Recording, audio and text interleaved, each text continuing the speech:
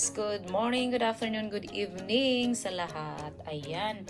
And nagbabalik po tayo para magluluto ng ulam today. And ang gagawin ko today guys is isi-share ko sa inyo ang aking ulam mula nung aking kabataan pa. Ayan. Ito yung aking madalas na kinakain.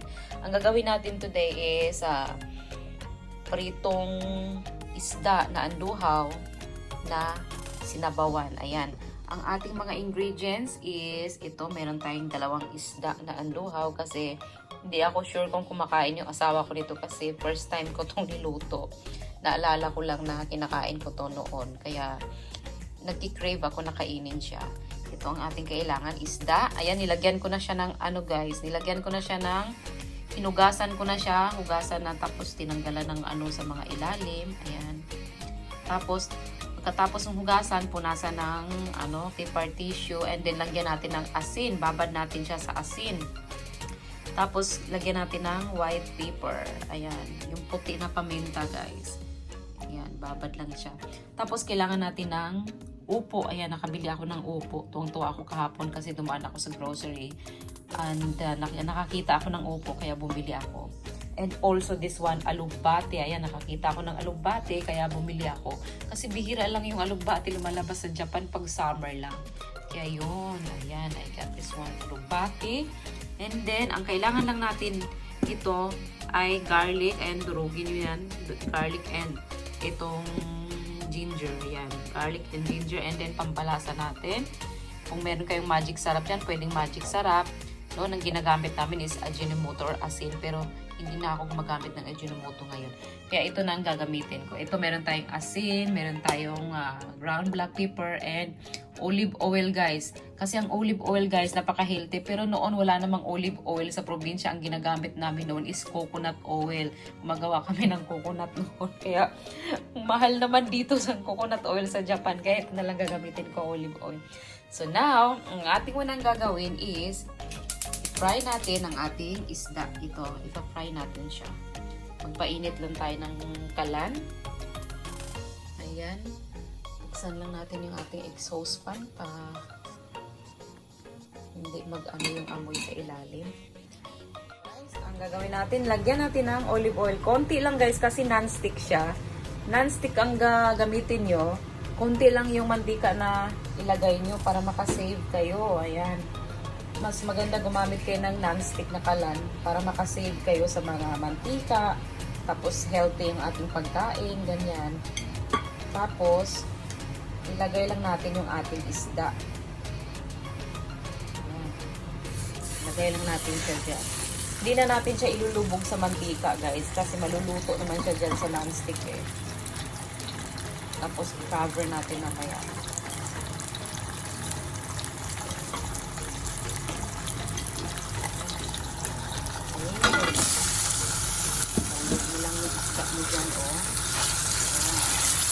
Diba? Mas nakakatulong kasi pag non-stick yung lutuan natin. Kasi hindi kailangan ng maraming mantika. Tapos takpan natin siya para hindi mag-scattered yung kanyang mga mantika at malinis ang ating paligid. Ayan. Ilutuin na natin. Ito lang natin siya hanggang mag-iba yung kulay niya guys. Okay, guys, diba? Ang linis. Takpan nyo lang yan. Ayan. Tapos, remember pala, lagyan nyo pala ng guys, sibuyas. Yung hindi na kailangan sa dulo, yung ulo ng sibuyas, dahon. Para mabango yung ating isda. Yun. Ayan lang siya. Takpan nyo lang para hindi madumi yung Cut that guys. Ayan, binaliktad ko siya guys. Ayun, tingnan nyo, diba? Naka-fry siya. Kaya ayan lang.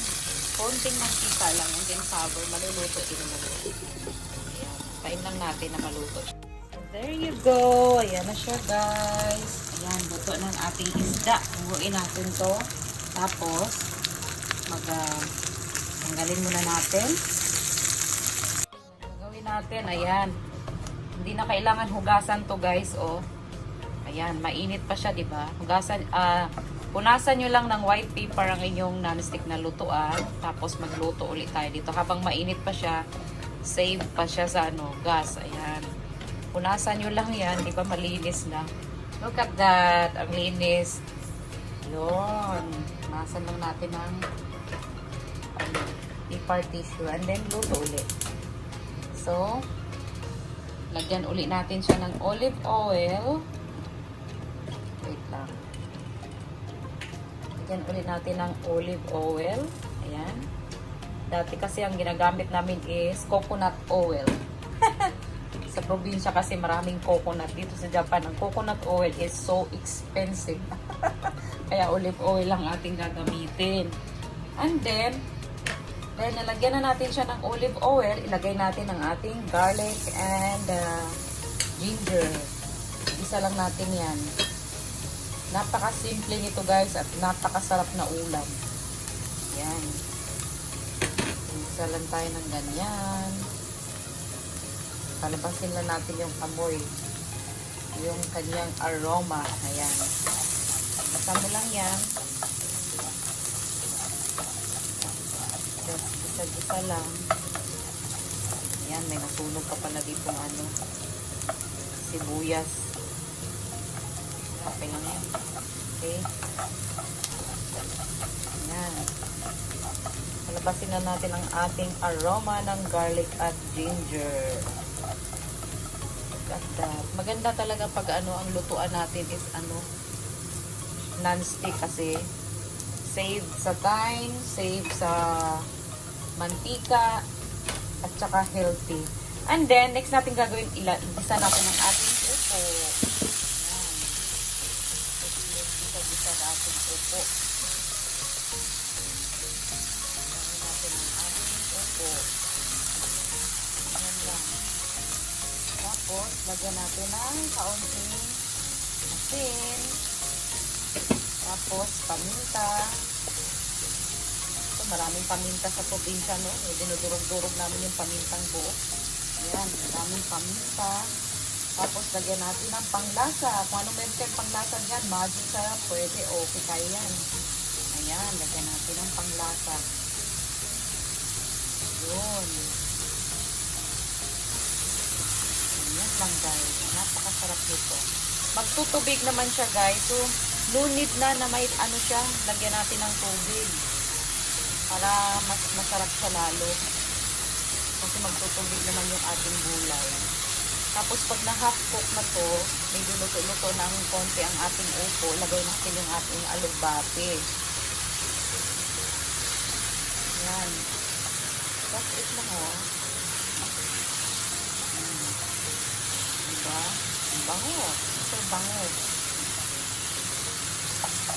Yan. Tapos, i-cover lang natin ng mga, lutuin lang natin ng mga 1.5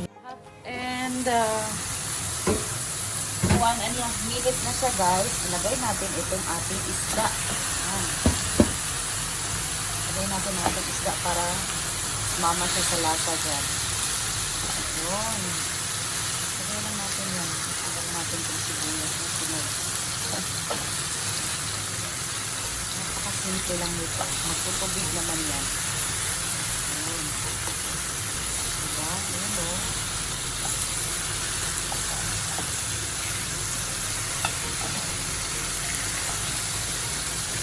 Sa probinsya kasi guys, marami kasing gulay noon. Kaya lagi kami nakain ng gulay. Kaya favorite ko talaga ang gulay. And then, pwede na natin ilagay ang ating alugbati. Dito sa ibabaw, ilagay natin ang ating alugbati. Mamaya nagtutubig kasi siya eh. Ayan. Ipot sa alugbati. Yun. Tapos, cover lang natin siya and cook for 1 minute. Mga 1.5 minutes lang din. Just cover it. So now, there you go. 1.5 minutes. Nilagay natin ang alugbati. Ayan na siya. Super malasa na siya guys. Ayan. Napakadali, diba? Kaya ready to serve na siya guys.